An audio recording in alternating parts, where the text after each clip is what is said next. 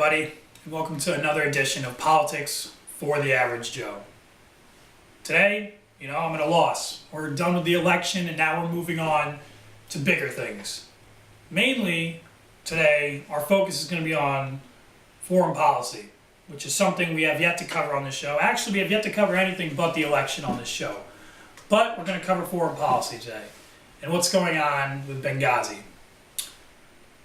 Once again, Obama's president, and you have a gridlock within Washington. You have Republicans going against Obama and attacking him for things that really no one had the intelligence over in Benghazi. In Benghazi, what happened was, in case anyone doesn't know, that 4 Americans were killed in what is now a terrorist act. But in the beginning, we weren't sure what it was. The 4 Americans were killed at a U.S. embassy in Benghazi, and obviously when any of our people are killed in a manner that doesn't have to do with war, or even within war, the country goes into an uproar, politicians get talking points, and arguments ensue. So now in Benghazi, at first Obama reacted calling it acts of terror.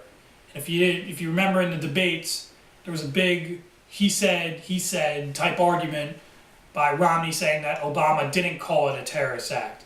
So now the Republicans are, going after that argument again, saying that Obama still hasn't called it a terrorist attack.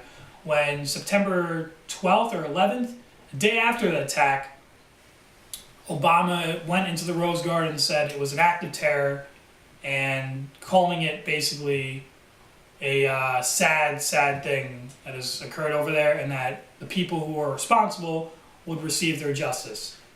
Now we have the argument going on with this that Republicans are attacking Obama for not releasing the right intelligence on the issue and not being as aggressive as he should be.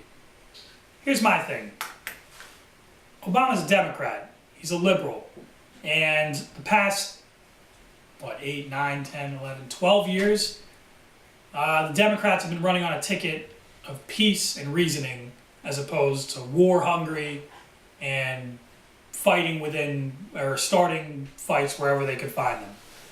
And Republicans don't get that. It's a Democratic administration and it's a liberal agenda.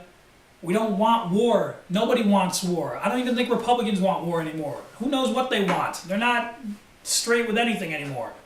But you can't go jumping into war, in my opinion. You can't react like George W. Bush did, saying that there was weapons of mass destruction in Iraq when there was nothing to be found, and going to now, almost a 8+ year war? You can't do that. And I respect President Obama for not jumping the gun with this and trying to find out all the intelligence we have and finding out who's responsible for the terrorist act instead of jumping the gun. And hopefully we'll find out what happened with this, and we can move on and we can stop with the he said talks, and we could keep this country at peace, because the last thing this country needs, with its rising deficit and its increasing debt and its low economy and all this other problems that we have, is another war. So I plead with President Obama, as I'm sure most of you do, please don't go to war with Libya, and please keep the peace in America and focus on our problems here before we start focusing on problems overseas. Thank you for joining us once again. This is another abbreviated version. We don't have as much political meat to talk about as when the election was around. But we're going to try and keep you guys updated. We're going to try and keep you guys informed. Thanks again. Have a great day, guys.